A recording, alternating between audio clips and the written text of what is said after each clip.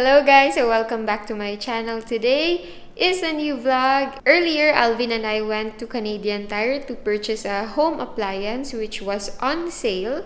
I'm gonna do a haul and unboxing of it. It's been quite a long time that I haven't vlogged, so pardon if I'm so awkward in this video, but these are all the things that we got.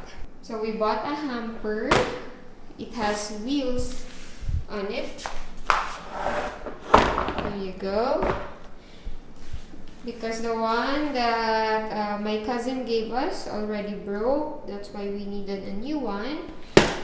And before going to Canadian Tire, we also went to Jollibee. We got burger and fries and a peach mango pie. And then at Canadian Tire, we also bought this silicone tongs for cooking. And the reason that we went there was to buy this Instant Pot. So it was on sale from $224. We bought it for $149. So this is a multi-use pressure cooker and it can hold up to 8 quarts. So let's go to our room. It's quite dark. There we go. Ta-da! We have a new TV! Yahoo! This was given to me by my workmate and she's so generous.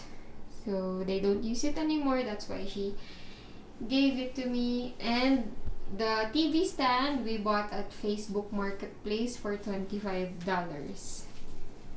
So this TV is quite large. It's a 47-inch TV.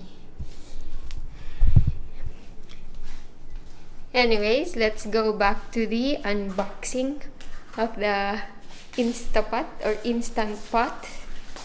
We were supposed to buy a rice cooker because we were thinking of returning my cousin's rice cooker to them. And then we decided to just buy this one because this can, what can this thing do? I forgot. So, it can pressure cook, sous vide, saute pan, slow cooker. It can also be a rice cooker, food warmer, yogurt maker, cake maker, and sterilizer. That's why it's a multi-use pressure cooker. So, this is the manual. And it says here that I can download the app to get the recipes. Wow, this is huge. And there's just the two of us. So these are all the functions of this pressure cooker.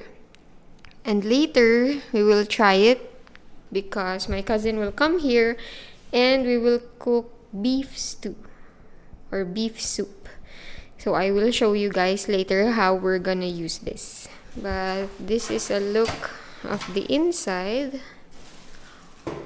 Ah, babe, meron na yun. Oh, no. Para saan to? So, this is a replacement O-ring, Alvin said. If ever this one breaks, we have a spare one. There's also that one.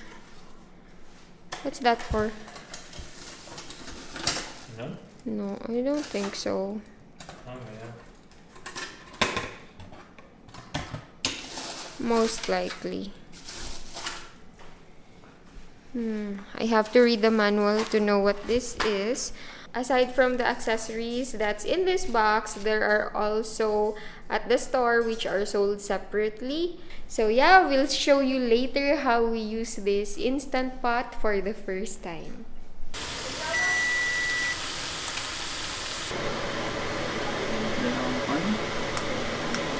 Ever man bitin mamaya, dagdagan lang or what? Yun! Lock! Then, Hindi ko alam paano kung paano. Okay.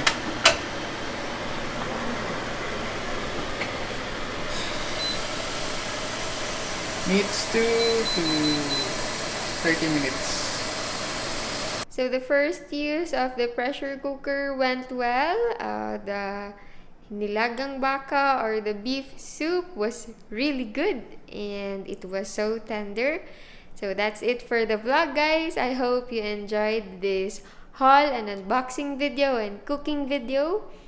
Hello friends and welcome back to my channel. So today is a new vlog and I am actually doing something, experimenting with something. So you've seen on my previous video that we bought an Instapot or Instant Pot. This is it.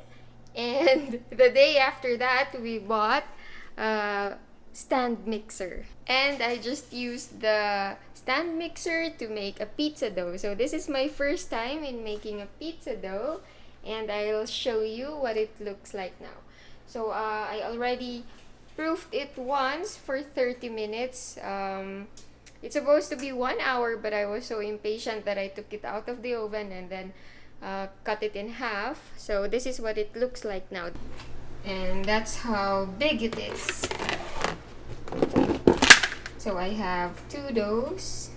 And then I'm just preheating the oven to 500. I'll start assembling the doughs at around maybe 11:45. And inside the oven, I put the cast iron pan and one of the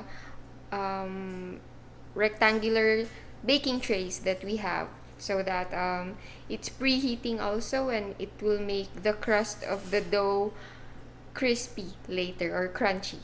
And then I will try to broil the pizza.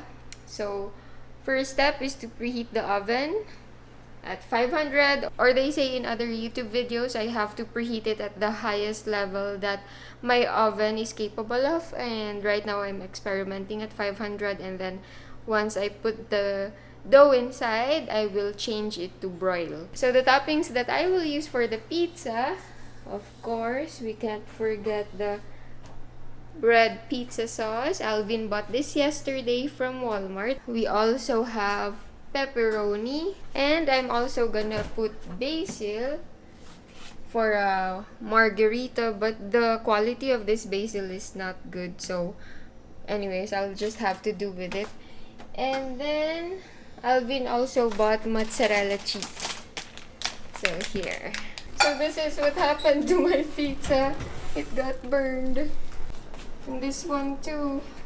Aww. Kasi gilibis mo kagad. And gilibis ka kagad. Sorry. Sabi mo good sa video, 5 minutes daw. Let's try the pizza. So we have a hot sauce here. I'm gonna try the margarita first. I have the one that's not so burnt. Dapat tayo yung bird.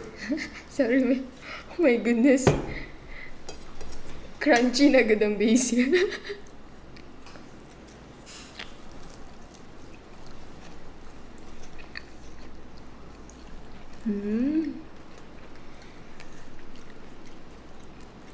Wow. The dough turned out so fluffy. Can you see that? But I think I can do better next time, especially with the cooking. Hindi lang yung brown. No? The bottom is not brown. The dough is so good, it's better than a frozen pizza. I'm so proud of myself. I just burnt it. But the dough making process, it was my first time and it turned out great. If you have to pay for it, how much do you think this would cost? Mga 10 siguro. Really? You would pay $10 for this? For both or each? Wow. That's not bad. So thank you for watching this pizza making video. I hope you enjoyed watching me burn the pizza. Please continue to support my channel, subscribe, turn on the notification bell, like this video, and comment below. Bye!